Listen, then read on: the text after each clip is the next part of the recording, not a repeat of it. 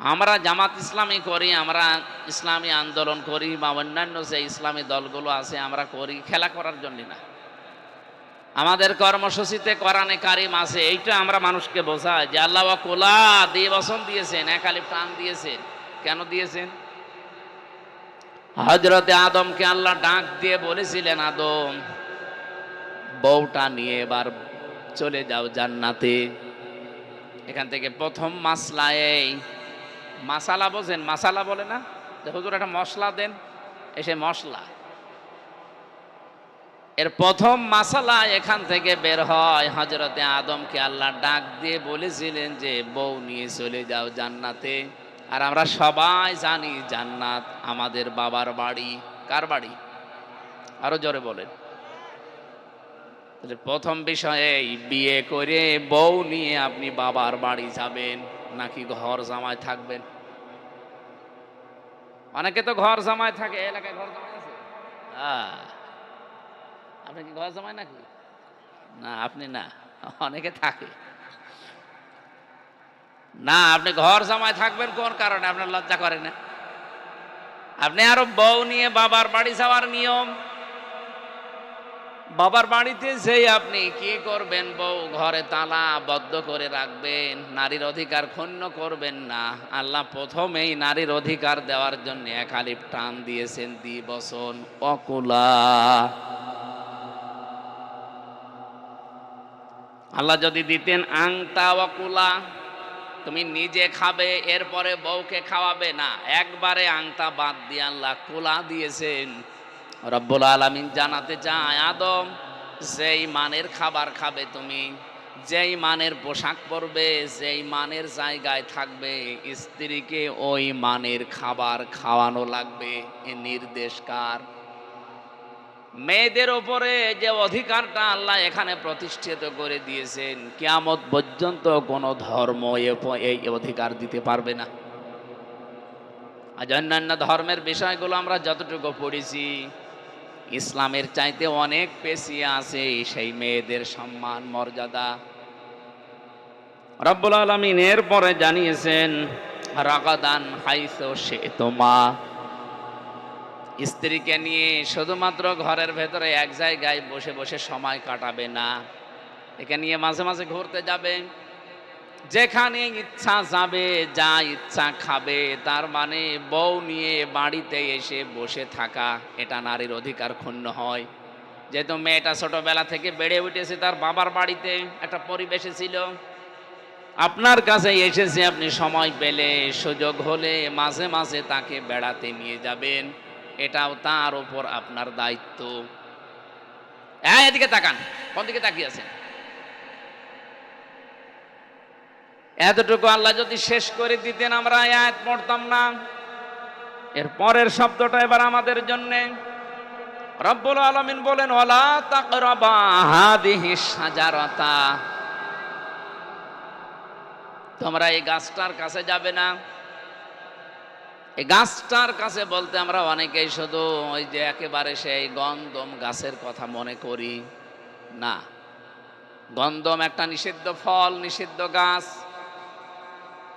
জান্নাতের ভেতরে ওই জায়গাটা নিষিদ্ধ ছিল, যেখানে ইচ্ছা যাও, যা ইচ্ছা খাও, কিন্তু এই জায়গাটায় আসবা না, এই গাছের কাছে যাবে না। আমাদের পৃথিবীর এই চৌহদ্দির ভেতরে আল্লাহর নিষিদ্ধ অনেক গাছ, অনেক বর্ডার আমাদের সামনে আছে। এই কোরআনে কারিমে প্রায় 500 বর্ডারের নাম আছে। এই বাংলাদেশ থেকে যদি আপনি বের হয়ে যেতে চান, চারিদিকে যেহেতু ইন্ডিয়া, বর্ডার আছে অনেক, ওখানে গেলে পাসপোর্ট শো করা লাগবে, ভিসা লাগবে, তাছাড়া যেতে দেবে না। রব্বুল আলামিন বলেন, নিজের এরিয়া ছেড়ে দিয়ে যখন অন্য দেশে যেতে চাও, থমকে দাঁড়িয়ে যাও, নিজের আইডেন্টিটি দেখানো লাগে, পাসপোর্ট দেখানো লাগে, ভিসা দেখানো লাগে। দুনিয়ার এই জমিনে চলতে গিয়ে আমি আল্লাহর যে বর্ডারগুলো আছে ওই জায়গায় গিয়ে ঠিক ওইভাবে থমকে যাওয়া লাগবে। তিলকা হুদুদুল্লাহ, এগুলো আল্লাহর নির্ধারিত সীমানা, হদ। কোন মানুষ যদি আল্লাহর নির্ধারিত সীমানা দুনিয়ার এই জীবনে মেনে চলতে পারে, অমাইয়ুতিইল্লাহ ওয়া রাসূলাহু ফাকাদ ফাযা ফাওজান আযীমা। আল্লাহ এবং রসুলের আনুগত্য, তার মানে তার এই বর্ডারগুলো দুনিয়ার জীবনে যারা মানতে পারবে, এই মানুষটার জীবন আল্লাহর ভাষায় সফল। বলেন সুবহানাল্লাহ। আদম আলাইহিস সালামের জীবনী থেকে আমাদেরকে আল্লাহ কেন শুনিয়েছেন? আমার আজকের তেলাওয়াত কিন্তু আয়াত আদম সম্পর্কে। এই সেই প্রথম মানুষ, কত হাজার হাজার বছর আগে দুনিয়ায় তিনি এসেছিলেন। তার কথাগুলো আমাদের কাছে আল্লাহ কোরআনে বর্ণনা দিয়ে শোনানোর দরকার কি? কি দরকার? এইটাই তো এখন এই শিক্ষাগুলো দেওয়ার জন্যে। আপনি বউ নিয়ে বাবার বাড়িতে যাবেন, নিজের বাড়িতে তালাবদ্ধ করে রাখবেন, নারীর অধিকার নষ্ট করবেন না, এ অধিকার আপনাকে দেওয়া হয়নি। যা খাবেন, যেই মানের খাবার, ওই মানের খাবার তার জন্য ব্যবস্থা করতে হবে। যেখানে ইচ্ছা যাবেন, মানে আপনাকে ঘোরাফেরা করার অনুমতি দেওয়া আছে। 3 নম্বরে, আপনি যেখানে সেখানে যেতে পারবেন না। যে জায়গায় গেলে আপনার নিজেরও পর্দা থাকে না, আপনার স্ত্রীরও পর্দা থাকে না, এরকম জায়গায়, এরকম অনুষ্ঠানে যাওয়া যাবে না। এরকম পার্ক বাংলাদেশে নেই। বলেন বলেন। এরকম বিয়ে অনুষ্ঠান দেশে নেই। সুতরাং এইরকম কোন অনুষ্ঠানে গেলে যদি আপনার নিজেরও পর্দা নষ্ট হয়ে যায়, আল্লাহর বিধান লঙ্ঘন করা লাগে, আপনার স্ত্রীরও পর্দা থাকবে না, মাস্ট বি আপনাকে ওই জায়গায় যে থমকে দাঁড়িয়ে যাওয়া লাগবে। এরপরেও যদি আল্লাহর সীমানাকে ওভারটেক করে চলে যায়, ফাতাকুনা মিনাজ জালিমিন, কোরআনে কারীম জানিয়েছে তারা জালেম হয়ে যাবে। বলেন নাউজুবিল্লাহ। আমরা নবীদের এই কাহিনীগুলো শোনাচ্ছি আপনাদেরকে, এখান থেকে কয়েকটা শিক্ষা অলরেডি পেয়েছি। হযরত আদম আলাইহিস সালামকে দিয়ে আল্লাহ যে নারীর মর্যাদা প্রতিষ্ঠা করেছিলেন জান্নাতের ভেতরে, এই কোলা শব্দ দিয়ে।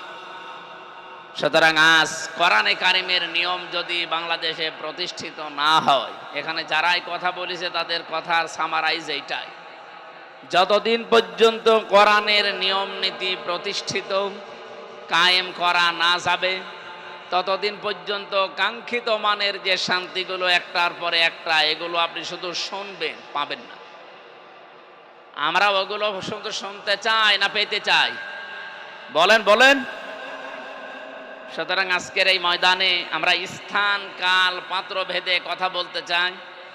যেহেতু এখন সামনে আজকে 4 তারিখ জিলহজ মাসের, আর মাত্র 5 দিন পরে একটা মহান দিবস আমাদের সামনে ছায়া ফেলবে। এটা থাকবে প্রায় 3 দিন, ঈদুল আজহা। এর সময় সীমানা কত দিন? 3 দিন। 9, 10, 11, 10, 11, 12। এই 3 দিনের ভেতরে যদি কারো সামর্থ্য থাকে, বাংলাদেশের টাকা অনুযায়ী এখন 1,74,500 টাকা, তার মানে 1,75,000। এই টাকাটা যদি এই 3 দিনের ভেতরে খেয়ে দেয়ে ঋণ পরিশোধ করার পরে কারো কাছে দেরি থাকে, অবশ্যই তাকে কোরবানি দেওয়া লাগবে। এটা ওয়াজিব। এটা একটা মত। আরো অনেকগুলো মত আছে, আমি ওদিকে গেলাম না। এটা যেহেতু আমাদের দেশে চলে, এই কারণে বললাম। রব্বুল আলামিন কোরবানি সংক্রান্ত বিষয়গুলো আজকে খোলাখুলি ভাবে আমরা বলার পরে কিছু শিখে যেতে চাই, যে আল্লাহ আমাদেরকে এরকম একটা সুযোগ করে দিলেন। আজকে এই ঈদুল আজহার কিছুদিন আগে খুশি হয়ে বলেন আলহামদুলিল্লাহ। দরুদ আর সালাম পড়ছি আমাদের নবী মুহাম্মদুর রাসূলুল্লাহ সাল্লাল্লাহু আলাইহি ওয়াসাল্লামের প্রতি। আজকে আমাদের তেলাওয়াতকৃত আয়াত হচ্ছে সূরা মায়েদা 27 নম্বর আয়াত। একটা মাত্র আয়াত পড়েছি। এখান থেকে যতগুলো তথ্য আমার জানা আছে আমরা খুব সহজ সরলভাবে ডেলিভারি দিতে চাই। আল্লাহ যেন আমাদেরকে তৌফিক দান করেন। বলেন আমিন। সূরা মায়েদা, কি সূরা বললাম? সবাই বলেন। মায়েদা মানে খাবারের ডালা বা খাদ্য ভাণ্ডার, খাদ্যের প্লেট। 120টা আয়াত আছে, আমরা মাত্র একটা আয়াত পড়েছি, মদিনায় নাজিল হয়েছে। রব্বুল আলামিন বলেন, মায়েদা দিয়ে আমি হযরত ঈসা আলাইহিস সালামের জামানার একটা ঘটনাকে তিনি ইঙ্গিত দিয়েছেন। ওখানে মায়েদা শব্দটা আয়াতের মাঝখানে আছে, সেখান থেকে এই সূরার নামকরণ হয়েছে মায়েদা। এই নামকরণের শিক্ষাটা এই, যেহেতু তামাম পৃথিবীটা আল্লাহর দরবারে খাবারের প্লেট। যত সৃষ্টি আল্লাহ দুনিয়াতে পাঠিয়েছেন তাদেরকে একটা বিষয় চিন্তা করতে নিষেধ করে দিয়েছেন প্রত্যেককেই। আমি আবার বলছি, এই পৃথিবীতে শুধু আমরা মানুষ না আর জিন না, যত সৃষ্টি আল্লাহ দুনিয়ায় পাঠিয়েছেন প্রতিটি সৃষ্টিকে একটা চিন্তা করতে নিষেধ করেছেন, আর একটা চিন্তা বেশি বেশি করার তাকিদ দিয়েছেন। যেই চিন্তাটা সবচাইতে বেশি করা লাগবে আপনাকে, সেটা হচ্ছে আগামী দিন। ওয়াল তানজুর নাফসুম মা কদ্দামাত লিগাদ। রব্বুল আলামিন বলেন প্রতিটি মানুষের উচিত, এখানে শুধুমাত্র মুসলমান না, পৃথিবীতে মানুষ পদবাচ্যে যারা বিবেচিত প্রতিটি মানুষের উচিত এই নাফসুন শব্দের ভেতরে তারা আছে। আপনি মুসলমান হিসাবে যদি থাকেন, মানুষ কি হিন্দু? হিন্দু মানুষ না? হিন্দু এই ভেতরে আছে। সুতরাং অন্য ধর্মের যদি কেউ আশপাশে থাকেন, তাদেরকেও আমাদের উদ্দেশ্য, প্রতিটি মানুষের উচিত আগামী দিনের জন্য তার প্রস্তুতি কতটুকু আছে সে যেন চিন্তা ভাবনা করে তারপরে জীবন চালায়। এ কথাটুকু বলার পরে আমার আল্লাহ শেষ করে দেননি, এরপরেই দিয়েছেন ওয়াত্তাকুল্লাহ ইন্নাল্লাহা খাবীরুম বিমা তা'মালুন। রব্বুল আলামিন বলেন যে পরের বারে ওয়াত্তাকুল্লাহ বলেছি, এটা শুধু ভয় না, এটা সতর্কবাণী। ভয় করার জন্য যদি বলতাম তাহলে আগের শব্দেই বলে দিতাম ইয়া আইয়ুহাল্লাযীনা আমানুত্তাকুল্লাহ, ওর ভেতরে আছে আল্লাহর ভয়। কিন্তু পরের শব্দটা শুধু ভয় না, তোমাকে যে আগামী দিনের প্রস্তুতি নেওয়ার জন্য আমি তাকিদ দিলাম, কতটুকু নিয়েছো এই ব্যাপারে সতর্ক হও। এই জন্য আল্লাহ পরের শব্দে দিয়েছেন ওয়াত্তাকুল্লাহ। সতর্ক আমরা হয়েছে কিনা আমরা জানি না।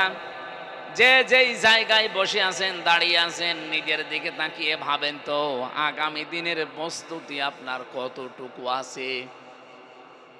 আল্লাহ যেখানে লিগাত দিলেন আগামী দিন, তার মানে আগামী কাল তো আর কিয়ামত হচ্ছে না, তাহলে আগামী এই শব্দটা আল্লাহ দিলেন কেন? কোরআন শরীফের আয়াত কি ভুল? আরো জোরে বলেন, এর ভেতরে সিগনিফিকেন্স কি আছে? কোনো কিছু হয়তো আছে। লিগাত শব্দটা নিয়ে আল্লামা ইবনে কাইয়্যিম রাহমাতুল্লাহ আলাইহি উনি একটা ব্যাখ্যা দিয়েছেন।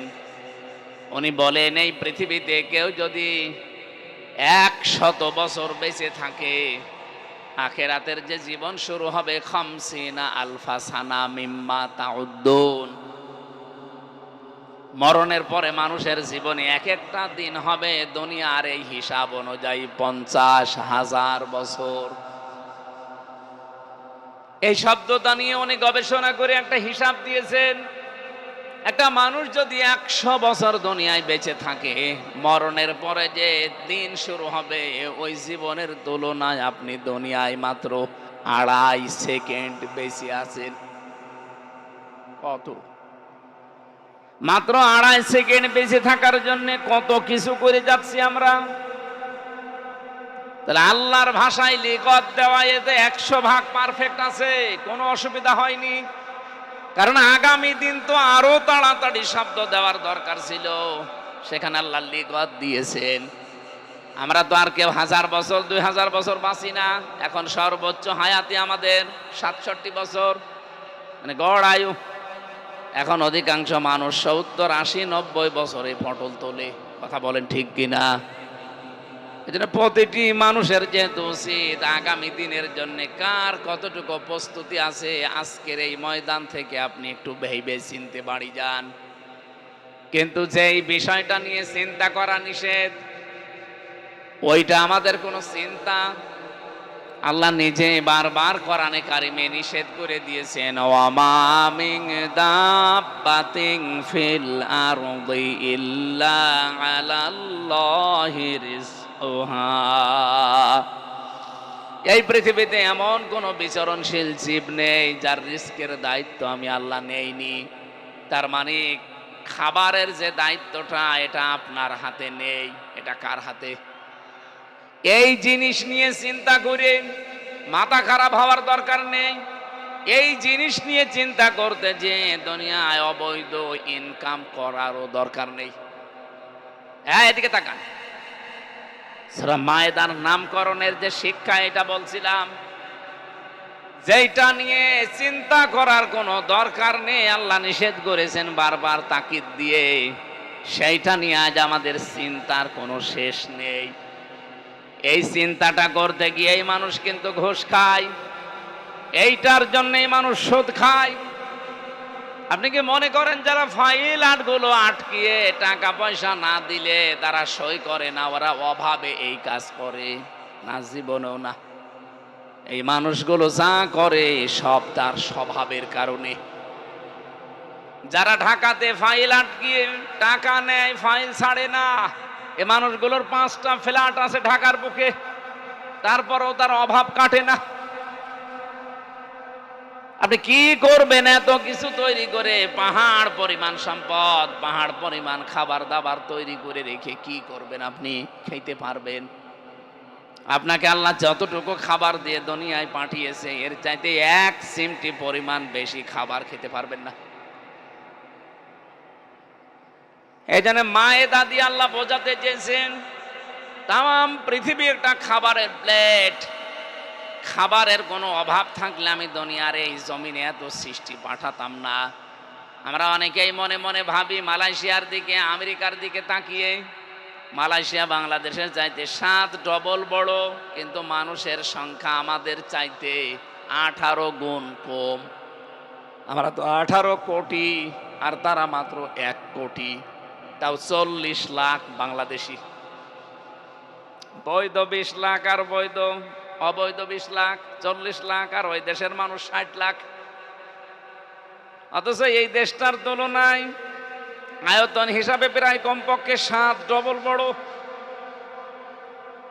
এত বড় বিশাল দেশের তুলনায় বাংলাদেশের যে মানুষ, এই হিসাবে ওই দেশে মানুষ আয়তন হিসাবে কম না বেশি? একেবারে। আমেরিকা বাংলাদেশের চাইতে আপনি একটু হিসাব করে বলেন, চট্টগ্রামের তুলনায়, কুমিল্লার তুলনায় সাতক্ষীরা কি একটা পাড়ার মতো? সেই সাতক্ষীরাটা বাংলাদেশের একটা জেলা, 64 জেলার ভেতরে। এখানে কত হাজারো গ্রাম আছে এই জেলার ভেতরে, তার ভেতরে হাজরাকাঠি একটা গ্রাম। এই গ্রামে কত জমি জায়গা আছে বলেন আপনি? সেখানে এই হাজরাকাঠি ফুটবল ময়দান একটা জমি, খুব বেশি হলেও নাই 10 বিঘা হবে। এই জমিনে কতগুলো মানুষ আমরা বসবাস করছি, কত মানুষ এখানে বসে আছি, তার ভেতরে আপনি একজন। আমি মাঝে মাঝে যখন একা একা একটু বসে বসে চিন্তা করি, আল্লাহ তোমার যে সৃষ্টির ভূগোলের যে বিষয়গুলো তুলে ধরা আছে একটু পড়ি, তোমার যে বিশাল বিশাল সৃষ্টি, তার তুলনায় আমি হামজা, আমি তোমার নজরে আছি। তো আমি কি তোমার নজরে আছি? 64 জেলার ভেতরে সাতক্ষীরা একটা, এখানে কতগুলো থানা, তার ভেতরে তালা একটা, তালায় কত গ্রামের ভেতরে হাজরাকাঠি একটা গ্রাম, কত জমি জায়গা এই গ্রামে আছে, এর ভেতরে এইটা একটা জমিন। এই জমিনে যদি এত মানুষ বসবাস করে, তার ভেতরে আমি মাত্র একজন, একটা জায়গা নিয়ে বসে আছি। রব্বুল আলামিনের শুধু বাংলাদেশের তুলনায় আমার সাইজ কতটুকু বলেন? এর তুলনায় পৃথিবীকে নিয়ে যান, পৃথিবীর তুলনায় গ্যালাক্সিকে নিয়ে যান, মিল্কি ওয়েকে নিয়ে যান, যত বড় বড় সৃষ্টি আছে, ব্ল্যাক হোল, মাথা খারাপ হয়ে যাবে আপনার। এই মাস্তানিপূর্ণ কথাগুলো আপনার মুখ দিয়ে আর আসবে না। এই আর আসবেন না, কিছু লাগবে না, যান আপনি নিজে খেয়ে ফেলেন, এখানে আর আসবেন না। ধর্ষণের এই দৃশ্যগুলো দেখে যেই মানুষটা অলরেডি বলে ফেলেছে, কার ইশারায় বলেছে আমরা তাও জানি। যারা বলেছে এই মধ্যযুগের এই নিয়ম নীতি আমরা এখন আর মানতে চাই না, আমরা আধুনিক যুগে আছি, আপনি সরাসরি আল্লাহর কোরআনের আইনকে বৃদ্ধাঙ্গুলি দেখিয়েছে। এইরকম মানুষকে যদি 92% মুসলমানের দেশে এত বড় দায়িত্বে রাখা হয়, আল্লাহর গজব নাজিল হবে।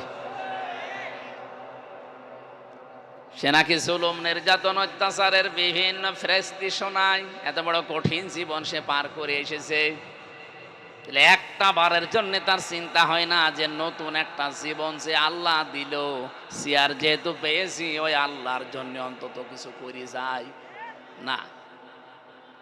খালি পেছনে কি ধরে যেন টান দেয়। আমার মনটা কালকেই উঠে গেছে যখন রামি স্যার এই ঘটনা শোনার পরে মন্ত্রী দাঁত কেলিয়ে হাসতেছে। সারা বাংলাদেশ সহ বিশ্বের যেখানে খবরটা পৌঁছিয়েছে কাঁদে নাই, মনে মনে হলেও আমি মানুষ পাইনি, হয় প্রকাশ্যে মনে মনে অনেকেই কেঁদেছে। মন তো খারাপ হয়েছে। মন্ত্রী মশাইয়ের সামনে ঘটনাটা বলার সঙ্গে সঙ্গে উনি দাঁত কেলিয়ে হাসতেছে। আপনার বিবেক কি সত্যি মরে গেছে? এখান থেকে একটা তথ্য পেয়েছি আমি, সূরা ইউনূসের 99 নম্বর আয়াতের শেষের দিকে আছে, 100 নম্বর আয়াত শেষের দিকে আছে। দেখবেন বাংলাদেশ সহ বিশ্বের অনেকের সাথে এটা মিলে যাবে। ওয়ায়াজআলুর রিজসা আলাল্লাযীনা লা ইয়াকিলুন। রব্বুল আলামিন বলেন, কোন মানুষ যখন তার বিবেক, কমন সেন্স, আকল, জ্ঞান, বুদ্ধি এটা কাজে লাগায় না, দুনিয়ার স্বার্থে ভুলে যায়, আমি আল্লাহ তখন তার উপরে ভুল সিদ্ধান্ত চাপিয়ে দেই। এই আয়াতটা যে কত বাস্তব, আমি বিশ্বের দিকে তাকালেই মনে হয় যে এইমাত্র নাজিল হইল। বাংলাদেশের বহু মানুষের বিবেক আছে, বুদ্ধি আছে, জ্ঞান আছে, কিন্তু অজানা একটা শক্তির কাছে মাথা নত করে বিবেক কাজে লাগাতে পারছে না।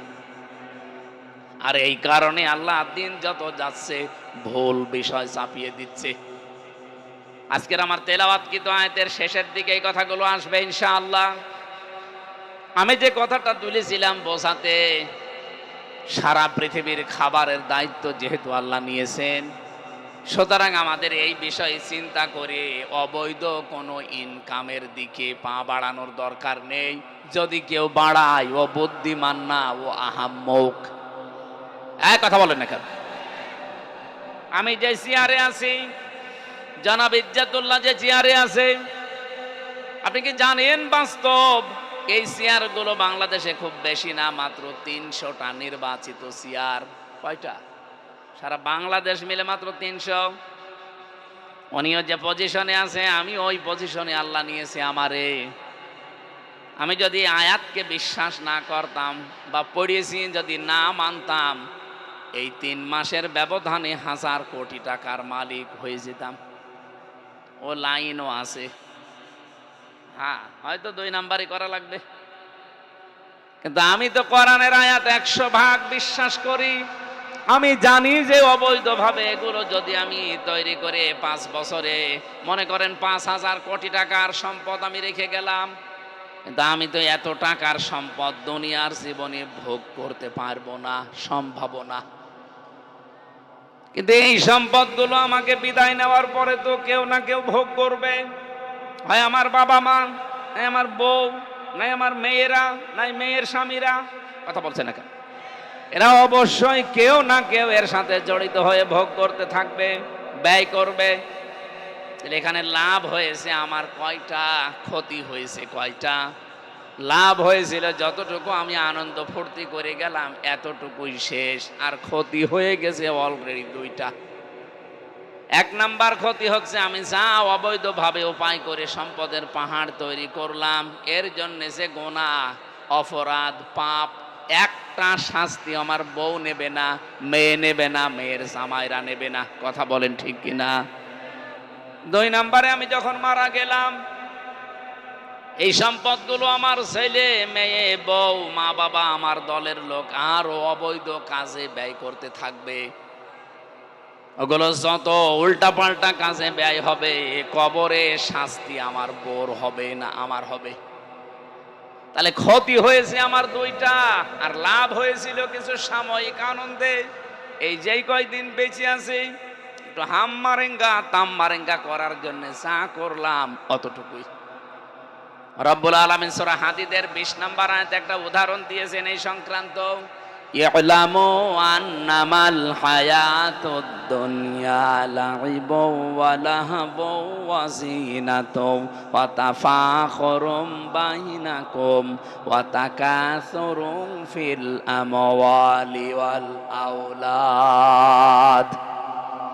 রব্বুল আলামিন বলেন, খুব ভালোভাবে, ইয়ালামু ইলম মানে জ্ঞান দিয়ে, জ্ঞান যাদের আছে তাদেরকে বলছি খুব ভালোভাবে জেনে রাখো। আন্নামা, আন্নার পরে মা আসলে বাংলা অর্থ হয় একমাত্র, কেবলমাত্র, শুধুমাত্র। আল্লাহ পাক বলেন ইয়ালামু, তোমরা সবাই মিলে জেনে রাখো।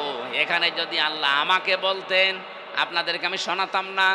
ইয়ালামু বহু বচন, আমি যেমন আছি মাওলানা মোজাম্মেল হকও আছে, উনি যেমন আছে আপনিও আছেন। সুতরাং এই আয়াতটা সবার জন্য, সবাই মিলে জ্ঞান দিয়ে, জ্ঞানের চক্ষু দিয়ে, দৃষ্টি দিয়ে, অন্তর্দৃষ্টি দিয়ে জেনে রাখো। কি জেনে রাখবা? কেবলমাত্র দুনিয়ার জীবনটা খেলাধুলা, রং তামাশা ছাড়া কিছুই না। আমি আজকাল জেলখানায় এত বেশি পড়েছিলাম, 3 বছরের ভেতরে আমার মনে হয় এই আয়াতটা কমপক্ষে 500 বার আমি পড়েছি। কারণ এই আয়াতটা আমার খুব বেশি জীবন পরিবর্তনের সহায়ক। আল্লাহ বলেন দুনিয়ার জীবনটা পুরা খেলাধুলা, রং তামাশা, ধোঁকাবাজি। উনি উদাহরণ দিলেন এইভাবে, ওয়াজিনাতুন ওয়া তাফাখুরুম বাইনাকুম ওয়া তাকাসুরুম ফিল আমওয়ালি ওয়াল আওলাদ। দুনিয়ার জীবনে মানুষ শুধু টাকা পয়সা ফখর করে, কত বেশি কামাই করা যায়, সন্তানাদি বেশি। তার মানে এই সন্তান বলতে শুধুমাত্র জন্ম দেওয়া সন্তান না, এই সন্তান মানে গোষ্ঠীর সন্তান হতে পারে, এই সন্তান মানে জাতির সন্তান হতে পারে, এই সন্তান মানে দলীয় সন্তান হতে পারে। এরকম বহু সন্তান তারা তৈরি করে। এই দল ভারী করলে মানুষ এগুলো নিয়ে তখন ফখর করে, একে অন্যের সাথে তুলনা দিয়ে চলতে চায় যে তোর চাইতে আমার দলের লোক কম না। এই যে একে অন্যের সাথে প্রতিযোগিতা করা, ফখর করা, অহংকার করা, আল্লাহ বলেন এটা মানুষ করতে থাকে। কামাসালি গায়সিন আ'জাবাল কুফফারু নাবাতুহু সুম্মা ইয়াহিজু ফাতারাহু মুসফাররান সুম্মা ইয়াকুনু হুতামা। উদাহরণ দিতে গিয়ে আল্লাহ জানিয়েছেন, যেমন বৃষ্টি হলে এই জমিনের ফলাদি ফসলাদি উদ্গত হয়, সবুজ এই দৃশ্য দেখে কৃষকের যেমন আনন্দে মন ভরে যায়, কিন্তু আনন্দে মন ভরলে কি হবে? ফসলটা যখন মানুষ কেটে নিয়ে আসে, খড়কোটা যেগুলো থাকে, কিছুদিন পরেই দেখবেন এই সবুজ জিনিসটা হলুদ বর্ণ হয়ে যায়। এই হলুদ বর্ণ জিনিসগুলো, এই খড়কোটা নলা, এগুলো মানুষ আর বাড়িও নিয়ে আসে না, অনেকে রেখে দেয় উঠানে, ওই খোয়াড়ের উপরে বাইরে। এগুলো তখন বৃষ্টিতে অথবা ঝড় ঝাপটা এসে নষ্ট হয়ে যায়, পছন্দ ধরে। হযরত মুসা আলাইহিস সালাম একদিন জিজ্ঞাসা করেছিলেন, রব্বুল আলামিন এত সুন্দর করে আদর করে যে মানুষ বানিয়েছো, কিয়ামতের দিন যে জাহান্নামের আগুনে দিয়ে দেবে, তোমার কি মায়া লাগবে না? আল্লাহ পাক বলেন, মুসা এটা কি তুমি দেখতে চাও না শুনতে চাও? মুসা নবী বলে, আল্লাহ দেখতে পারলে আবার শুনে কে? একটু দেখাও। আল্লাহ তাকে দেখিয়েছিলেন মুসা যে গম বা সব লাগিয়েছে জমিনে, যেটা উদ্গত হয়েছে দেখতে তো সুন্দর মনে হচ্ছিল, বাতাসে দোল খায়, সবুজ বর্ণের। কিছুদিন পরে যখন ওটা পেকে যায়, ফলগুলো বাড়িতে নিয়ে আসো, আর এই খড়কোটাগুলো তো বাড়িতে অনেকে নিয়েও আসো না, এটা তো বাইরেই পড়ে থাকে। কিছুদিন পরে যখন এগুলো পচে দুর্গন্ধ হয়ে যায়, হলুদ বর্ণ হয়ে যায়, তখন মানুষ করে কি? এইগুলো এক জায়গায় করে আগুন লাগিয়ে দেয়। কেন? এগুলো পুড়ে যাক, পরিষ্কার হোক। রব্বুল আলামিন বলেন, মুসা এত সুন্দর করে সেই 4 মাস একাধারে পরিচর্যা করে এই গাছও তো তুমি বানিয়েছিলে, ফসলটা নয় উপর থেকে কেটে নিলে, কিন্তু গাছ তো পরিচর্যা করে পানি দিয়ে সার দিয়ে শ্রম দিয়ে এর পেছনে গাছের উপরে তো এত বড় করলে, গাছটা এখন আগুন লাগিয়ে পুড়িয়ে দিলে তোমার মায়া লাগে না? হযরতে মুসা বলে, আল্লাহ মায়া লাগবে কেন, আমার তো আরো আনন্দ লাগে যে পরিষ্কার হচ্ছে। রব্বুল আলামিন বলেন, মুসা এই পৃথিবীতে যেই বান্দা বান্দিগুলো সত্যি আমার বিধানকে ভুলে এভাবে সবুজ হয়ে যাবে একদিন, এরপরে একদিন হলুদ বর্ণ হয়ে খড়কোটার মতো জাহান্নামের লাকড়ি হবে, এই মানুষগুলোকে জাহান্নামের আগুনে তখন দিতে আমার মায়া লাগবে না, আমার মনে হবে যে পরিষ্কার হচ্ছে। এই উদাহরণ থেকে আমি যা বুঝেছি, আপনি বুঝেছেন কিনা বলেন? পৃথিবীর জমিনটা আল্লাহ কিভাবে উদাহরণ দিয়ে বোঝালেন যে এর চাইতে আসলে আর বেশি কিছু না। আমাল হায়াতুদ দুনিয়া ইল্লা মাতাউল গুরুর। এই পৃথিবীর জমিনটা পোড়াটা প্রতারণা, খেলাধুলা, রং তামাশা, ধোঁকাবাজি ছাড়া কিচ্ছু না। এই জন্য আমরা এই ধোকার পেছনে পড়ে, আমি বললাম না আমার নিজের জীবন দিয়ে আমি পারতাম। এই 2 মাস 25 দিন চলছে, আমি ইচ্ছা করলে 3 মাসের ভেতরে 1000 কোটি টাকার মালিক হয়ে যেতে পারতাম। যারা আমার সাথে ফেল করেছে তারা আমাকে মাঝে মাঝে পাগল বলে, না আমরা যদি পাস করতাম এই 3 মাসে কত কিছু করে ফেলতাম। আমি বলছি আমিও পারি, কিন্তু ওটা ডান হাতে না, ওটা বাম হাতের। ওটা আমি করে করব কি? দুনিয়ার জীবন তো আমি বুঝে ফেলেছি, এগুলো করলে সম্পদ আমার কামাই হবে, পাহাড় পরিমাণ সম্পদ আমি রেখে যেতে পারবো। এখনই যদি চোখ বন্ধ হয়ে যায়, এই সম্পদই শাস্তির কারণ হয়ে দাঁড়াবে। কথা বলেন না কেন?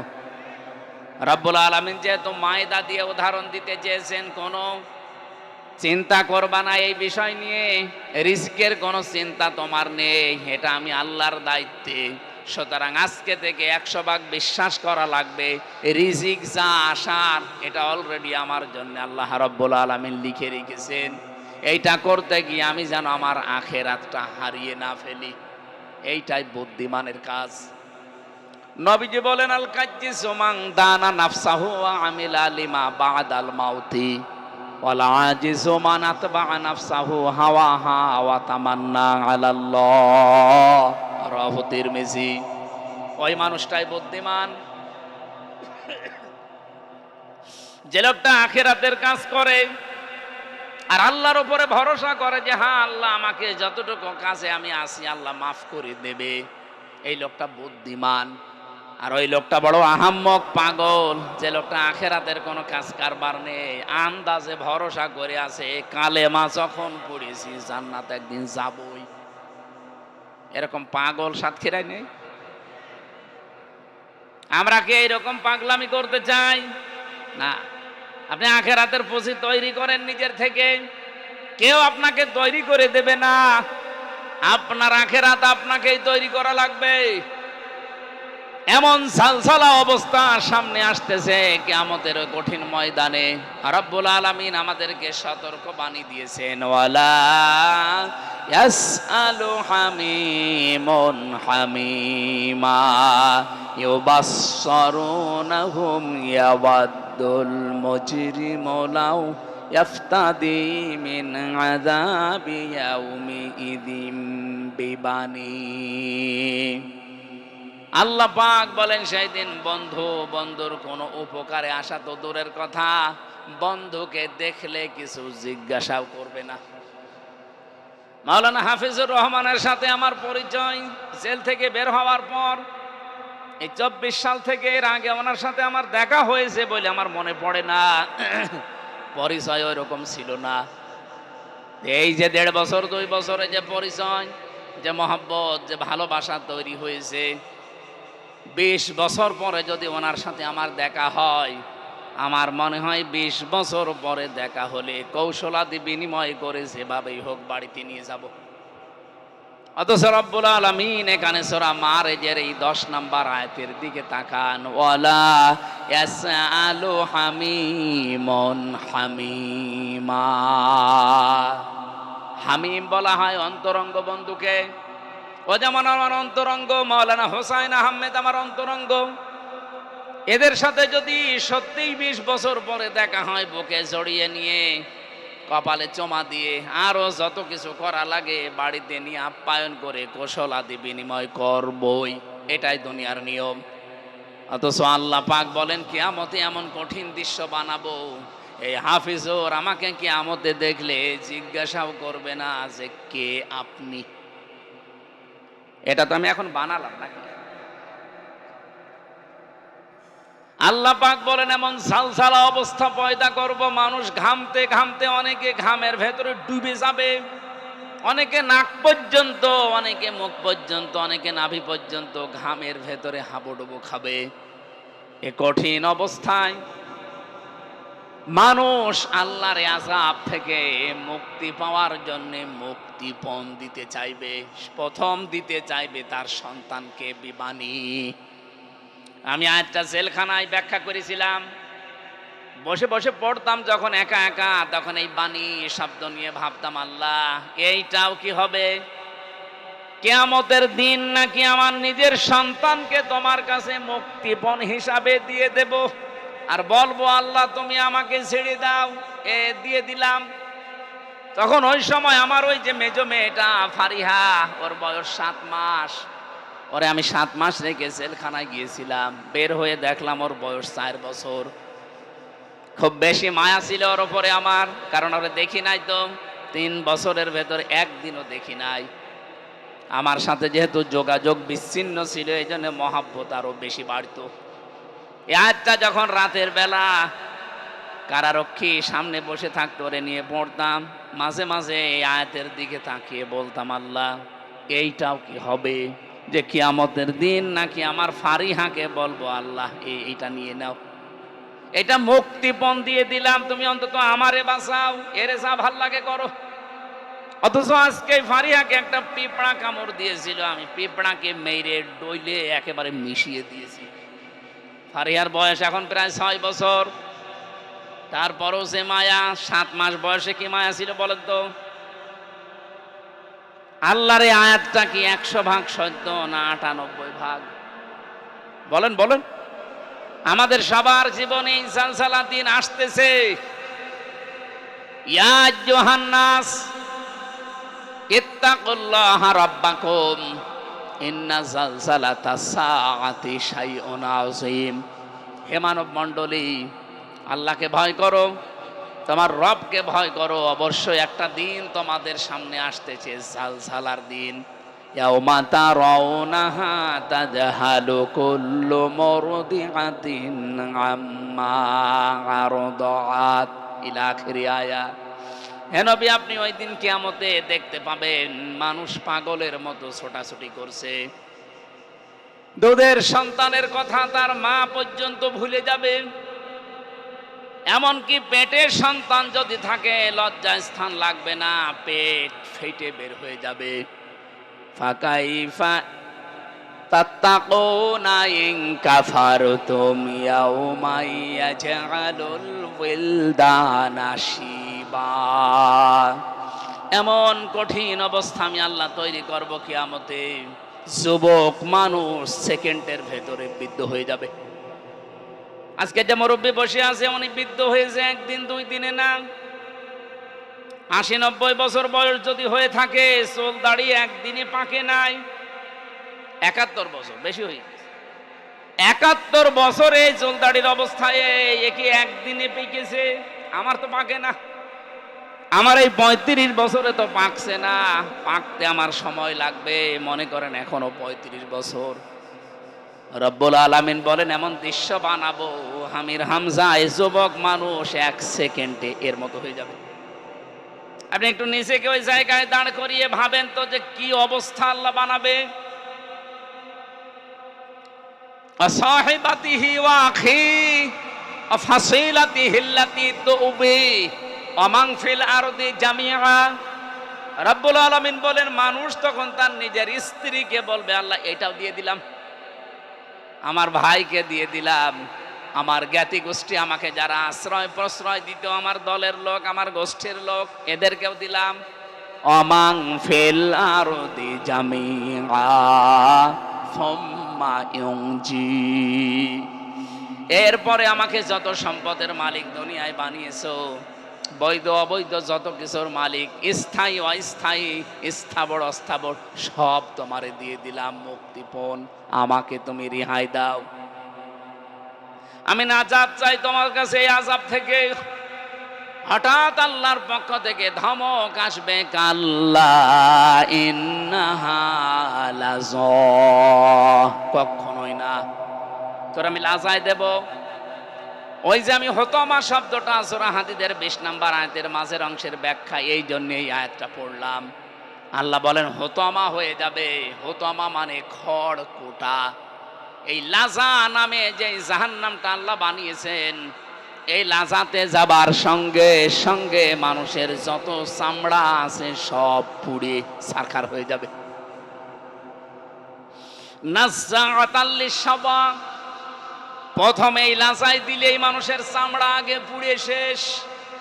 তাদউ মান আদবারা ওয়া তাওয়াল্লা ওয়া জামাআ ফাআওয়া। এই লাজার যে শাস্তির কথা শুনলেন, সঙ্গে সঙ্গে ঘরের ভেতরে কাউকে দিলেই তার প্রথমে চামড়া শেষ, সব চামড়া পুড়ে উঠে চলে যাবে, আবার নতুন চামড়া গজাবে, আবার উঠবে, আবার লাগাবে, আবার উঠবে। এটা লাজার শাস্তি। আমি চামড়া তোলার বিষয়গুলো নিজে পরীক্ষিত। রিমান্ডে আমার চামড়া একবার টান দিয়েছিল প্লাস দিয়ে। আমি যখন আয়না ঘরে ছিলাম মাটির নিচে, মাঝে মাঝে রাতের বেলা ওরা আসতো শাস্তি দেওয়ার জন্য রিমান্ডে। ওই পুলিশগুলোকে এখন আমি অনেক খুঁজি কিন্তু পাই না, ওরা মনে হয় সব পালিয়েছে। একটা মানুষের, জীবিত মানুষ, এই যে চামড়া এখানে প্লাস দিয়ে টান দেয়, আপনার হাত আপনি নড়াতে পারবেন না, কারণ এখানে ক্লিপ দিয়ে আটা, নড়াচড়া নিষেধ, চেষ্টা করলেও পারবেন না। এমনভাবে ক্লিপ সিস্টেম করা, হাত মনে হচ্ছে একেবারে সোপারগুলো আটার মতো এইটাই গেছে।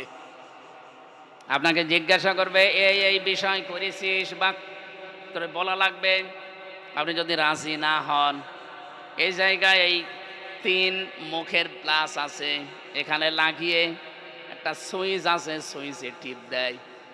আমার তো এই 3 বছর একাধারে শাস্তিগুলো পেতে পেতে আমার মনে হচ্ছে এখনো মনে হয় দিচ্ছে। এখানে চামড়া ধরে, যে আমার চামড়াটা এখনো তোলা আছে, এটা সেই 21 সালের, 5 বছর হয়ে গেছে এখনো মেলায়নি। আমার প্রথম রিমান্ডের তালিকায় এইটা ছিল। এখানে প্লাস দিয়ে ধরে যখন টান দিচ্ছিল, টান দিতে দিতে একেবারে যখন উপরে উঠে যায় তখন ফট করে ছিঁড়ে চলে আসে। এই সেই ছিঁড়াটা। বলেন তো 5 বছরে এখনো মিলিয়ে যায়নি, এমন আর মেলাবে না। আমি কেন এই লাজার কথাটা বলছি না, নাযাআতাল লিশাওয়ার ব্যাখ্যা বাস্তব। এই ঘরের ভেতরে মাটির নিচে তালা লাগিয়ে আমারে যখন চামড়া তোলে ভেতরে নিয়ে, তারপরে আমার চামড়া উঠেছে। ও ঘরের ভেতরে দিলেই চামড়া উঠে যায় না, তোলা লাগে। আল্লাহ বলেন আমি এমন ঘর বানিয়েছি লাজা, এখানে দিলেই আগেই চামড়া উঠে যাবে। আল্লাহর এই কথাগুলো বলেন তো 100% সত্য কিনা বলেন বলেন। কাদেরকে আল্লাহ এই শাস্তিগুলো দেবে? যদি আমরা এর ভেতরে থাকি এই মুহূর্তে পাল্টাবেন। আল্লাহ পাক বলেন তাদউ মান আদবারা ওয়া তাওয়াল্লা, ওই মানুষকে এই লাজা ডাকতে থাকবে, আয় আমার ভেতরে আয়, যেই মানুষ দুনিয়াতে সত্য শোনার পরেও অ্যাবাউট টান করে মুখ ফিরিয়ে চলে যেত। বাংলাদেশে নেই। আপনার কি বিশ্বাস হয় যে আমি আমার বাবার কথা বলছি? এই কথা বলেন না কেন? কোরআনে কারিমের একটাও বাইরে এখনো যায়নি। হ্যাঁ, উদাহরণ দিতে গিয়ে কিছু বাস্তব কথা বলেছি, কিন্তু কোরআন থেকেই বলছি এগুলো 100% ঘটবে। বিশ্বাস করেন, আল্লাহর কসম, এই দুনিয়াতে যারা সত্যকে সত্য জানার পরে দুনিয়ার অন্ধ হয়ে আপনি মানতে চান না, আপনি প্রস্তুত হয়ে থাকেন, লাজাই দেবে আপনাকে আল্লাহ। 2 নম্বরের গুনাহগুণ হবে অজামা ফাআওয়া। এই লোকটার চরিত্র হচ্ছে দুনিয়ায় শুধু সম্পদ জমা করা, বৈধ অবৈধভাবে সম্পদের পাহাড় তৈরি করা, আর এটা কি করে সংরক্ষণ করা যায়, রেখে দেওয়া যায়, সেই চিন্তা ভাবনা করা। আমার তো মনে হচ্ছে বাংলাদেশে এরকম মানুষ এখন ভরি ভরি। কথা বলা লাগবে।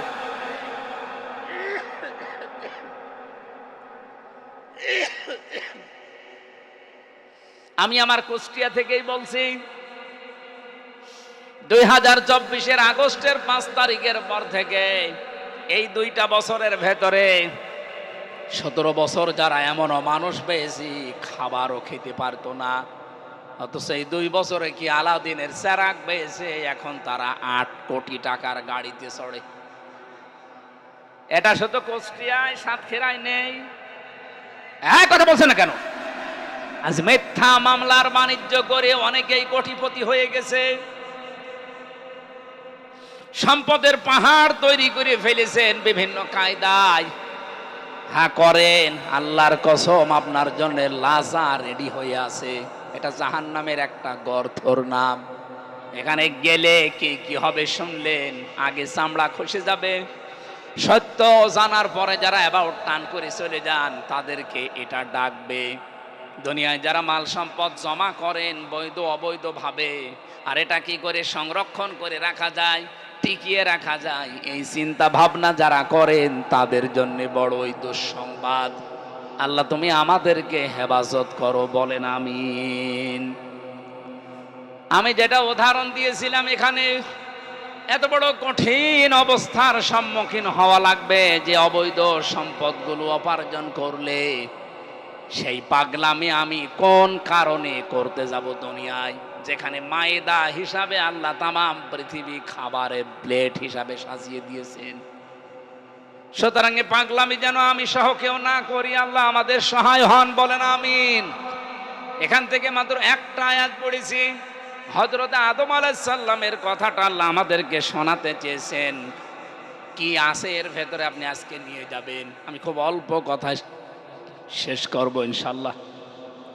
রব্বুল আলামিন বলেন, ওয়াতলু আলাইহিম নাবা বনাই আদম বিল হক। হে নবী, আপনি আমার উম্মতের কাছে হযরত আদম নবীর 2 সন্তানের কাহিনী তেলাওয়াত করে করে তাদেরকে শোনান। প্রশ্ন আসতে পারে, আমরা কি আদম নবীর জামানার লোক? আমাদের কাছে তেলাওয়াত করে আদম নবীর 2 সন্তানের কাহিনী শোনানো লাগবে কোন কারণে? কেন লাগবে? কারণ সেই সময় এখন চলছে। একটু আপনি খালি অর্থটা শোনেন, বুঝে ফেলবেন। রব্বুল আলামিন বলেন, ওই জামানায় যে নিয়মটা ছিল ভাই বোনের সাথে বিয়ে হতো ওই শরীয়তে, কারণ মানুষ তো ছিল না। এই 2টা মেয়ে 2টা ছেলে এভাবে সিরিয়াল করে আসতো আদম নবীর। ওই প্রথম ছেলে আর এই পরের যে মেয়ে আছে বড়টা, এটার সাথে বিয়ে হতো। পরের যে 2 নাম্বার ছেলেটা, পরের যে 2 নাম্বার মেয়েটা, এর সাথে বিয়ে হতো। এটা শরীয়ত ছিল তাদের। আকলিমা আর তাসলিমা নামে যে মেয়েদের ঘটনা আমরা তাফসিরে পড়েছি হযরত আদম নবীর। হযরতে আদম নবীর 2 সন্তানের কাহিনী যেহেতু শোনাতে বললেন, বাংলাদেশের সাথে এই প্রেক্ষাপট মিলে যায়। কিভাবে মিলছে? হযরতে আদম নবীর 2 সন্তান ছিল হাবিল আর কাবিল। হযরতে হাবিল ইনি যেমন নরম সরম ছিলেন, যার সাথে বিয়ে হওয়ার কথা তিনি মেনে নিয়েছিলেন, তো কাবিল তাকে শয়তান দখল করে নিয়েছে। তাকে ধোঁকা দিয়ে বোকা বানিয়ে বলেছে, এই যে মুসলিমা আর আকলিমা, তাসলিমা আর আকলিমা, এই মেয়েটা ওই রকম না দেখতে, সুতরাং সিরিয়ালটা ভঙ্গ করা লাগবে। এই যে মেয়েদের প্রতি আকর্ষণ, এটা সেই প্রথম দিন থেকে চলে আসতেছে। এই জন্যই তো মেয়েদের পর্দায় থাকার বিধান। শয়তান যখন কাবিলকে কবজা করে ফেলেছে, তাকে ধোঁকা দিয়ে বোকা বানিয়ে দুইজন মিলে গেল হযরতে আদম নবীর কাছে, বাবা আমি এই তাস আকলিমাকে চাই না, তাসলিমাকে চাই। হযরতে আদম যেহেতু সরাসরি কথা বলতেন, আল্লাহর ওহীর অপেক্ষা করলেন। রব্বুল আলামিন তাদেরকে নিয়ম নীতি শুনিয়ে দিলেন, ইযে করবা কুরবানান ফাতুকব্বিলা মিন আহাদিহিমা ওয়া লাম ইউতাকাব্বাল মিনাল আখার। ওই জামানায় ছিল এই নিয়মটা, কেউ যদি কোরবানি কবুল করাতে চায়, আল্লাহর দরবারে পছন্দনীয় হতে চায়, তাহলে চাটিয়াল ময়দানে পশু জবাই করে রেখে আসবে। যার পশুর টাকাগুলো হালাল, আকাশ থেকে আগুনের ঝলকে সেটা পুড়িয়ে ফেলবে। কাবিলেরটা পড়ে নাই, হাবিলেরটা অলরেডি পুড়িয়ে গেছে। আল্লাহ রাব্বুল আলামিন বলেন, আমি একজনেরটা কবুল করলাম আর একজনেরটা করি নাই, কারণ সে আমার বিধানটা মানে নাই। তার মানে আল্লাহর বিধান বাদ দিয়ে কেউ যদি কিছু উৎসর্গ করে, ওইটার 1 নাম্বার প্রমাণ কবুল হয় না। এখন কোরবানির যে বিধানটা আমরা পেয়েছি, এটা দেওয়ার আগে আল্লাহর যে নিয়ম নীতিগুলো সামনে আছে, এইগুলো যদি সত্যিই কেউ পালন না করে 5 লাখ টাকার গরু কিনে দিয়ে দিল, ওটা কবুল হবে? আরো জোরে বলেন, লাইয়ানালাল্লাহা লুহুমুহা ওয়ালা দিমাউহা ওয়ালাকিন ইয়ানালুহুত তাকওয়া মিনকুম। তোমাদের কোরবানির গোশত, বড় বড় গোশতগুলো চর্বি, এর চামড়া, এর খুর, ঠ্যাং, এগুলো আমি আল্লাহর কাছে নাক শিং পৌঁছাই না। আমি আল্লাহর কাছে শুধু আসে তোমাদের ভেতরের ভীতিটা, সত্যি কতটুকু ভয় করে জীবন চালাও, ওইটা আমি আল্লাহর কাছে আসে। কবুল যখন একজনেরটা হয়নি, এই লোকটা করবে কি? ও শয়তান যে তোরে দখল করে আছে, ও একবারে এই কথা দিয়েছে, ক্বালা লা আকতুলান্নাকা। তোরটা কবুল হয়েছে, আমারটা হয়নি। তোরে দেশের জনগণ ভালোবাসে, আমারে ভালোবাসে না, আমি তোরেই মেরে ফেলবো। আপনি অন্যদিকে না নিয়ে আদম নবীর এই ছেলের কাহিনী আর বাংলাদেশের কাহিনী এখন মিলান তো। একটা দল 17 বছর জুলুম অত্যাচার নির্যাতনের শিকার হয়ে এই 2 বছরের ভেতরে বাংলাদেশের মানুষের মন প্রায় জয় করে ফেলেছে। আর একটা দল, তারাও তো জুলুম অত্যাচার নির্যাতনের শিকার ছিল, কিন্তু কি এমন করলো এই 2 বছরে, মানুষ এখন তাদেরকে আর দলের নামই বলে না, নাম ধরলে তাদের আলাদা একটা নামে ডাকে। এখন যদি আপনি নিজেকে সংশোধন না করে, নিজের পেছনের দোষগুলো আবিষ্কার না করে, কোন কারণে মানুষ আমাকে দেখতে পারে না, মানুষ আমাকে ঘৃণা করে, আমাকে সন্ত্রাসী বলে, আমাকে চাঁদাবাজ বলে, কেন বলে, এগুলো আবিষ্কার করে পরিবর্তন হন না। এখন যাদেরকে মানুষ ভালোবাসে, যদি মনে করেন ওই কাবিলের মতো আমি তোরেই মেরে ফেলবো, তোরেই রাখবো না, তাহলে আপনি কি মানুষের মতো কাজ করছেন, না শয়তান আপনাকে দখল করে নিয়েছে? আমি একটাও কি বানিয়েছি? এটা বাস্তব 100 ভাগ মিলবে। আপনি একটু নিরপেক্ষ দৃষ্টি দিয়ে মিলান। আপনি স্বাভাবিক নেই, যারে তারে দেখলেই মারতে যান। কোন কারণে আজকে আপনি নাসির উদ্দিনের উপর অত্যাচার চালিয়েছেন, হামলা চালিয়েছেন? কোন কারণে আপনি জবাব দিতে পারবেন? সে কি দেশের নাগরিক না? 56,000 বর্গ মাইলের যেখানে ইচ্ছা সে যেতে পারবে, সংবিধান তাকে অনুমতি দিয়েছে। এই কথা বলছেন না কেন? তা আপনি করছেনটা কি? আমি তো কোরআনের এই আয়াতের ব্যাখ্যা পড়ে দেখতে পাচ্ছি আপনি স্বাভাবিক নেই, আপনাকে শয়তান ওই কাবিলের মতো দখল করে ফেলেছে। ও সাতক্ষীরাবাসী, এখন যদি বাড়িতে যান এই রাত 12টার সময়, সালাম দিলেন বউকে, আপনার বউ সালামের জবাব না দিয়ে যদি বলে শুয়োরের বাচ্চা, আপনার ভালো লাগবে? খারাপ লাগবে? এই কথা বলেন না? না না, জ্ঞানী মানুষ হলেও জীবনও আপনার খারাপ লাগার কথা না। যদি আপনার জ্ঞান থাকে, আপনি চিন্তা করবেন কি গো, এটা শিক্ষিতা বউ, এ ধার্মিক বংশের মেয়ে, উচ্চ বংশের মেয়ে আমি বিয়ে করেছি আজ 20 বছর, কোনদিন আমার মুখের উপরে চোখ তুলে কথা বলে না, অথচ আজকে ভালো মনে করে সালাম দিলাম আর আমারে বলছে শোরের বাচ্চা। তার মানে আর স্বাভাবিক নেই, এর জিনে ধরেছে। কথা বলে না কেন? এর অবশ্যই জিনে ধরেছে, নাই তো এরকম কথা বলা ওর দ্বারা সম্ভব না। আপনি যখন দেখছেন যে স্বাভাবিক বিষয়টা আপনি মানতে পারছেন না, আল্লাহর কসম আপনি মনে করবেন শয়তান আপনাকে দখল করে ফেলেছে। শয়তান আপনাকে জাহান্নামে নেওয়ার জন্য অলরেডি রওনা হয়ে গেছে। ও সাতক্ষীরাবাসী, এমনিতেই কোরআনের কারণে আপনাকে এই সারা বাংলাদেশের 64 জেলার ভেতরে আপনাদের এমনি বেশি ভালোবাসি আমরা, কারণ কোরআনের কারণে সবচাইতে বেশি জুলুম নির্যাতনের শিকার এই সাতক্ষীরার মানুষ। এই জন্য ভেতরে ভেতরে আপনাদের প্রতি মায়া আমাদের আছে।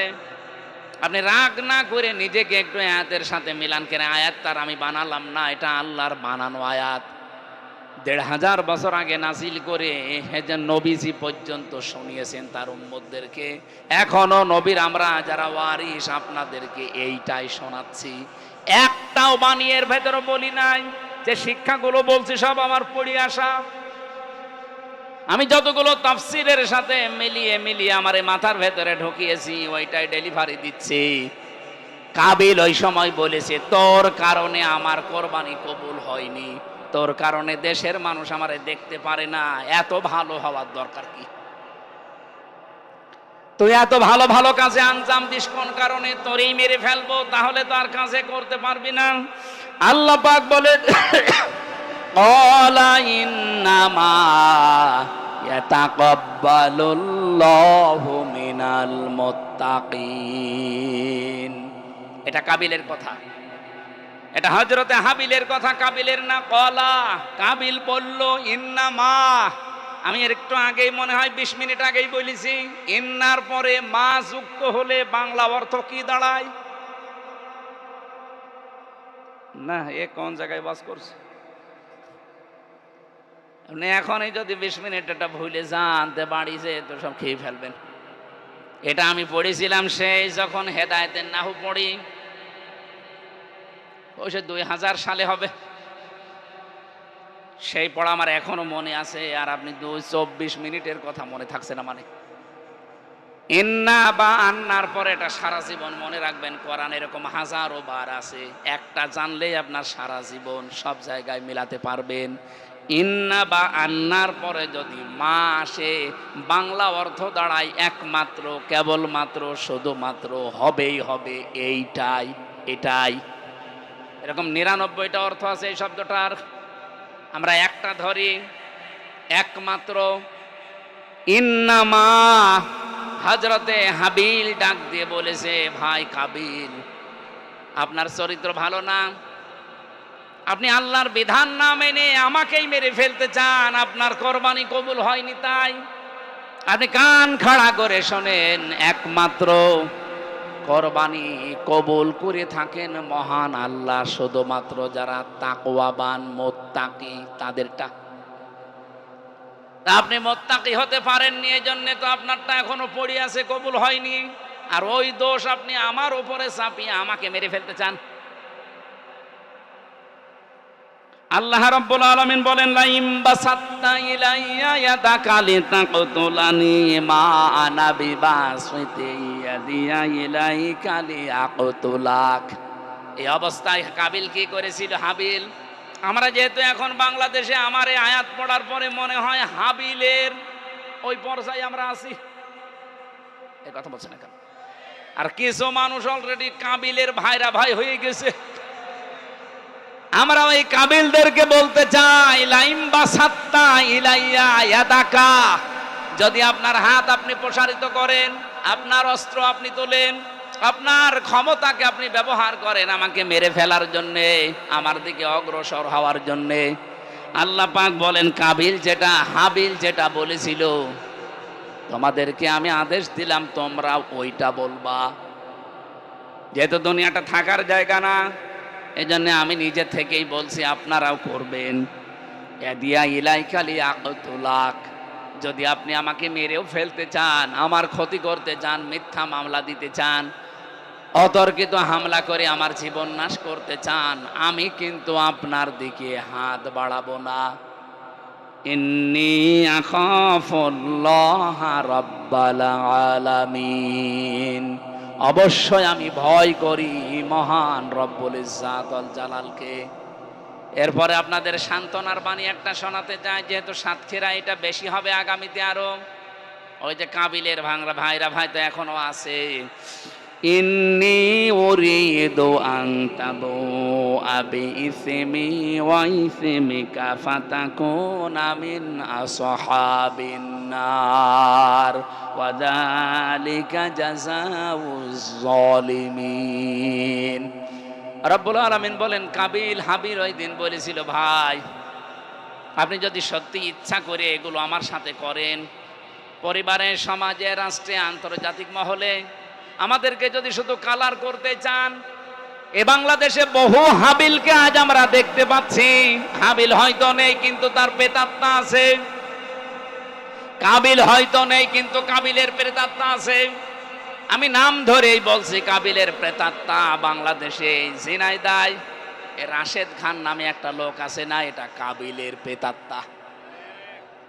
কাবিলের সাথে ওর জীবনের মিল আছে। যে যাই করুক না কেন, একটা গোষ্ঠীর ওপরে দোষটা চাপিয়ে নিজেকে ভালো সাজায়, এটা কাবিলের গুণ। আপনি দেখেন সারা বাংলাদেশে যেখানে যা হবে, এই লোকটা সর্বপ্রথম মুখ খোলে যে একটা দলের উপরে দোষটা চাপিয়ে দাও। আপনি কিন্তু নিজেও জানেন যে এই দোষ, এই লোক, এই দোষের সাথে এই দলের কোনো সম্পর্ক নেই, কিন্তু তাকে কালার করার জন্য আপনি উঠে পড়ে লেগেছেন। যেই জাতি যেই কাজ করে না, তার উপরে যদি কেউ ওইটা চাপিয়ে তাকে জাতির সামনে কালার করে দেয়, হয়তো সাময়িক কিছু মনে করছেন না। আল্লাহ বলেন কি হবে, আং তাবুআ বিইসমি ওয়া ইসমিকা। হাবিল বলেছিল, ভাই কাবিল, আমি চাই আপনি আমার উপরে জুলুম করে, অত্যাচার করে, অতর্কিত হামলা করে আমাকে মেরে ফেলার মাধ্যমে যে পাপ হবে, এই পাপটা আপনি বহন করেন। আর আমাকে মেরে ফেললে যেহেতু আমি নিরপরাধ, কারণ একটা মানুষকে মেরে ফেললে অন্যায় ভাবে সেই লোকটা জান্নাত পাবে, কিন্তু যেই লোকটা মেরে ফেলেছে তার চারটা শাস্তি। তার প্রথম শাস্তি হবে জাহান্নাম। এটা সূরা নিসার 93 নম্বর আয়াতে আছে, অমাইয়াকুতুল মুমিনাম মুতাআম্মিদান ফাজাযাউহু জাহান্নাম খালিদান ফিহা। আল্লাহ পাক বলেন, কোন মানুষ যদি ইচ্ছা করে কাউকে মেরে ফেলে, তার প্রথম শাস্তি হবে জাহান্নাম। 2 নম্বরে চিরকাল সে সেখানে থাকবে। 3 নম্বরে ওয়াগাদিবাল্লাহু আলাই, আল্লাহ নিজে তার উপরে রেগে থাকবেন। 4 নম্বরে ওয়াআদ্দা লাহু আযাবান আযীমা, যন্ত্রণাদায়ক শাস্তি তার জন্য আল্লাহ রেডি করে রাখবেন। বলেন নাউজুবিল্লাহ।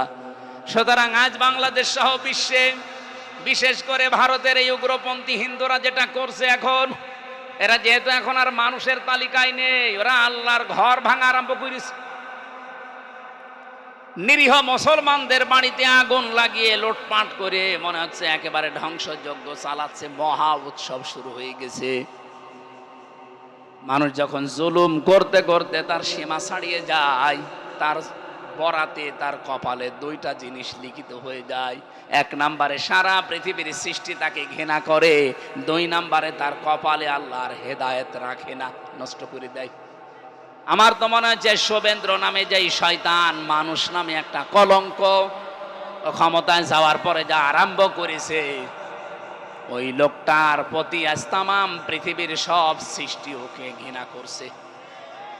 আপনি শুধু মুসলমানের কথা বলছি না, হিন্দুদের কাছেও জিজ্ঞাসা করে, ওর নাম শুনলেই থুতু ফেলে।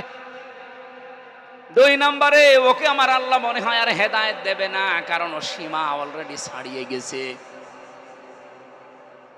ও নাকি পাশ করার কারণে বাংলাদেশে জামাত ইসলাম যারা করে তারা সবচাইতে বেশি কষ্ট পেয়েছে। আমরা কোনোদিন বলেছি এ কথা? এখান থেকে আমি যেটা পেয়েছি, আজ যারা করছেন শুধু ইন্ডিয়াতে না, সারা বিশ্বে বাংলাদেশ সহ আর যারা মানুষের ওপরে জেনে বুঝে জুলুম করছেন, অত্যাচার করছেন, ভালো করে খেয়াল করে বিশ্বাস করেন যত পাপ আমার ছিল আর যত পাপ আপনি করছেন সব গলেনে আপনাকে জাহান্নামে যাওয়া লাগবে। ওয়াদালিকা জাযাউজ জালিমিন। রব্বুল আলামিন বলেন এইটাই পুরস্কার, এইটাই জাযা জালেমদের জন্য। ফাতাব্বাত লাহু নাফসুহু ক্বাতলা আখিহি ফাকতালাহু ফাসবাহা মিনাল খাসিরিন। শয়তান এই কাবিলকে প্ররোচনা দিল, তার নফস তাকে ধোঁকা দিয়ে তার ভাইকে হত্যা করালো। শেষ পর্যন্ত এই মহিলার কারণে, এই নারী ঘটিত বিষয়ের কারণে তার নিজের ভাইকে সে শয়তানের ধোঁকায় পড়ে নফসের জালে পড়ে হত্যা করে ফেললো।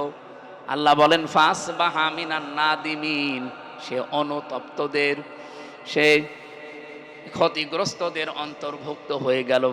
ফাসবাহা মিনাল খাসিরিন। আজ আমি বাংলাদেশের সাথে আয়াতটা মিলিয়ে বহু মানুষের জীবনের সাথে আজকে মিল খুঁজে পাচ্ছি। যেটা রেকর্ড হচ্ছে সারা বাংলাদেশে যাবে, আমি শুধু ইঙ্গিতগুলো দিলাম। আপনাদের যাদের বিবেক আছে এখান থেকে কোরআনের এই শিক্ষাটা নিয়ে বাকি জীবন চালাবেন। আল্লাহ তাওফিক দেন, আমিন। আগামীর এই 4 দিন পরে যে কোরবানি, এই 5 দিন পরে যে কোরবানি, এটা শুধুমাত্র গরু জবাই করে খেয়ে ফেললেই কোরবানি আদায় হবে তা না। এখান থেকে যদি আপনি সত্যি মুত্তাকির জীবন গঠন করার সিদ্ধান্ত নিতে না পারেন, আল্লাহর কসম মানুষের উপরে জুলুম করব না, জুলুম হতে দেব না, এরকম জীবন তৈরি করতে যদি সচেষ্ট না হন, 1000টা গরু কোরবানি দিলেও কবুল হবে না। কারণ ইন্নার পরে মা আছে। কথা বলেন ঠিক কিনা? আল্লাহ আমি সহ যারা এবার কোরবানি দিচ্ছে, আগামীর বাংলাদেশ আমাদের এই কোরবানির শিক্ষা অনুযায়ী তৈরি করার তৌফিক দাও। নিজে অন্যায় এখন আর জেনে শুনে করব না, কেউ অন্যায় করতে গেলে আমি হতেও দেব না। এইটার নাম ছিল কোরবানি। এই কোরবানি যদি আজ বাংলাদেশে এই জিলহজ মাসের 10, 11, 12 তারিখে যেটা দিয়ে যাবে আমরা যদি সত্যিই নিতে পারতাম, রব্বুল আলামিন বলেন আমার প্রতিটি নবীজিকে দিয়ে বলাচ্ছেন কুল্লু উম্মতি ইয়াদখুলুনাল জান্নাহ, আমার প্রতিটি উম্মত জান্নাতে যাবে ইল্লা মান আবা, শুধু আবা বাদ দিয়ে। সাহাবীরা প্রশ্ন করলেন হে নবী আবা কাকে বলে? আল্লাহর নবী বলেন যারা আমার কোরআনের ব্যাখ্যা, আমার হাদিসের ব্যাখ্যা শোনার পরে যারা মেনে চলে, এই মানুষটাই আমার সাথে জান্নাতে থাকবে। আর যারা আমাকে জানার পরেও অস্বীকার করে নফসের গোলামি করবে, এই মানুষগুলোই আবা, এরাই জাহান্নামের অধিবাসী। আল্লাহ আমাদের হেফাজত করুন, আমিন। তাকওয়া অর্জন করার মাধ্যমে আগামীর এই কোরবানি আমরা যেন কবুল করিয়ে বাংলাদেশ একটা বসবাসের যোগ্য বাংলাদেশ গড়ে তুলতে পারি। আমার জেলখানায় লিখিত যে 8টা বই, তার ভেতরে এইটা একটা, সৃষ্টি জগৎ নিয়ে আমি লিখেছি। শিক্ষিত মানুষরা নিয়েন, কাজে লাগবে, অনেক তথ্য দেওয়া আছে এর ভেতরে। ও অ্যাক্সিডেন্ট করেছে আপনাদের এই মাহফিলে আসতে গিয়ে, কি নাম যেন ওনার? তৈয়বুর রহমান। সম্মানিতা মা বোনেরা, অনেকে টাকা দিতে পারেননি, আপনারা যদি দিতে চান এই মাহফিলের খরচের জন্য পৌঁছিয়ে দেবেন। এখন তো আর রাত 12টা বাজে, আর হবে না। আল্লাহুম্মা আমিন। রব্বানা আতিনা ফিদ দুনিয়া হাসানা ওয়া ফিল আখিরাতি হাসানা ওয়া কিনা আযাবান নার ওয়া আদখিলনাল জান্নাতা মা'আল আবরার ইয়া আজিজ ইয়া গফফার ইয়া রাব্বাল আলামিন। আল্লাহ তাআলা ইন্নামা ইয়াতাকাব্বালুল্লাহু মিনাল মুত্তাকিন, এই আয়াত অনুযায়ী আমরা নিজেরা বুঝে ফেলেছি যে মুত্তাকি হওয়া ছাড়া কোনো কিছুই তোমার দরবারে কবুল হওয়া সম্ভব না। কাঙ্ক্ষিত মানের মুত্তাকি হওয়ার তৌফিক আমাদেরকে দান করো আল্লাহ। সাতক্ষীরা জেলার তালা হাজরাকাঠি এলাকার মানুষেরা কোরআনে কারিমের এই সন্ধ্যের আয়োজনে আঞ্জাম দিয়েছে। যত মানুষে প্রচন্ড গরমে এসে কষ্ট করে এই খোলা ময়দানে বসে আছে, আল্লাহ আমাদেরকে খালি হাতে ফেরত দিও না। কোরআনের ইজ্জতে আমাদের জীবনের অভাব অনটন দূর করে দাও। আমাদের স্বভাব চরিত্রগুলো মুহাম্মদ রাসূলুল্লাহর মতো বানিয়ে দাও। এ জেলায় যাদের অভাব আছে আল্লাহ তুমি জীবনের অভাবগুলো কোরআনের বরকতে দূর করে দাও। তোমার নবী জানিয়েছেন মা আনজালনা আলাইকাল কোরআন লিতাশকা, তোমার আয়াত যে কোরআন যেখানে থাকে সেখানে অভাব থাকে না, জুলুম অত্যাচার নির্যাতন থাকে না। আল্লাহ কোরআনকে 56,000 বর্গ মাইলের জন্য কায়েম করে দাও। এ মাহফিলের সওয়াবগুলো নবীজির রওজায় পৌঁছিয়ে দাও। যত কষ্ট স্বীকার করেছে তোমার বান্দা বান্দিরা, দূর দূরান্ত থেকে আসতে গিয়ে তোমার এক বান্দা অ্যাক্সিডেন্ট করেছে, আল্লাহ তাকে শেফায়ে কামেলা আজেলা দান করো। আল্লাহ বিদেশে আছে কত মানুষ নিজেদের হালাল কর্মজীবনের জন্য শ্রম দিচ্ছে বিদেশের মাটিতে, রক্ত ঘামানো পয়সাগুলো কোরআন প্রচারে তারাও দিয়েছে, তাদেরকে বিদেশের মাটিতে সহি সালামতে রাখো। আবার বাবা মার সন্তান আবার বাবা মার কোলে সহি সালামতে আল্লাহ ফিরিয়ে দাও। জেনে বুঝে আমরা যারা এই জমিনে দিন কায়েমের জন্য চেষ্টা করছি, আল্লাহ তাদেরকে তুমি রোগ মুক্ত রাখো। যারা এখনো বোঝে নাই বিষয়গুলো, দিন কায়েম করা ফরজ, এটা তাদেরকেও বোঝার সুযোগ করে দাও। জামাত ইসলামী বাংলাদেশের এক ভাই ক্যান্সারে আক্রান্ত, যে রোগের কোনো অ্যান্সার এখনো পর্যন্ত তৈরি হয়নি, কিন্তু সব কিছুর অ্যান্সার তো তুমি। শেফায়ে কামেলা আজেলা নসিব করে দাও। রব্বানা হাব লানা মিন আজওয়াজিনা ওয়া যুররিয়াতিনা কুররাতা আ'য়ুনিন ওয়াজআলনা লিল মুত্তাকিনা ইমামা। আমি সহ অনেকে অসুস্থ আছি, আমাদের শেফায়ে কামেলা আজেলা নসিব করো। প্রশাসনের যে ভাইগুলো আজকে দায়িত্ব পালন করেছে, আল্লাহ প্রশাসনের ওপরে তোমার খাস রহমত নাসিল করো।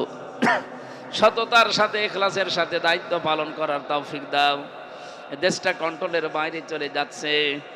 আল্লাহ তাআলা কি কঠিন অবস্থা আজকে খুলনাতে, এক জায়গাতে ধর্ষককে গুলি করে কয়েকজন, 3 জন শুনলাম মারা গেছে।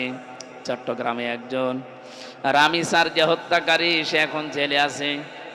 মানুষের কোনো গ্যারান্টি নেই এই দেশে এখন কি পরিবেশ তৈরি হয়ে গেল। আল্লাহ তুমি আমাদের এই দেশটাকে তোমার আইন দিয়ে নিরাপত্তা দিয়ে দাও। সম্মানিত মা বোনদেরকে খাদিজার মতো আয়েশার মতো বানাও, যে যেখান থেকে এই মাহফিলের জন্য শ্রম দিলে কষ্ট করলো, আল্লাহ তাদেরকে কবুল করো। যার মাধ্যমে এসেছি মতিয়ার রহমান ভাই, তোমার এক যুবক বান্দা, আল্লাহ তোমার এই যুবককে তুমি কবুল করো। এলাকায় মাটির নিচে যত মানুষ ঘুমিয়ে আছে, কোরআনের ইজ্জতে মাফ করে দাও। মাওলানা হাফিজুর রহমান, আল্লাহ তাআলা আমার বড় ভাই এসেছে আজকে, বড় ভাইরা ভাই খালিদ, সাইফুল্লাহ সহ, তানভীর সহ, মাওলানা রবিউল ইসলাম সহ যত আলেমেরা এখানে এসে বসে আছে, আজকের বিশেষ মেহমান সহ প্রত্যেকটি আলেমকে আলেম হিসাবে কবুল করে নাও। আগামীর বাংলাদেশটা আমরা দেখতে চাই তোমার আইন দিয়ে চলছে, এইটা দেখে মরার তৌফিক দাও। বারাকাল্লাহু লানা ওয়া লাকুম ফিল কোরআনিল আযীম। জীবনের শেষ কথা যেন বলতে পারি, লা ইলাহা ইল্লাল্লাহু মুহাম্মাদুর রাসূলুল্লাহ। এই শিক্ষিত মানুষ আছেন যারা, এটা নিয়ে যাবেন, অবশ্যই কাজে লাগবে। বই কাউকে ঠকায় না, পড়বেন। এখানে আছে স্টেজে কয়েকটা আছে, নিয়ে যাবেন। ওই গাড়িতেও আছে, যদি কেউ পারেন ওই গাড়ি থেকে নিয়ে যাবেন ইনশাল্লাহ।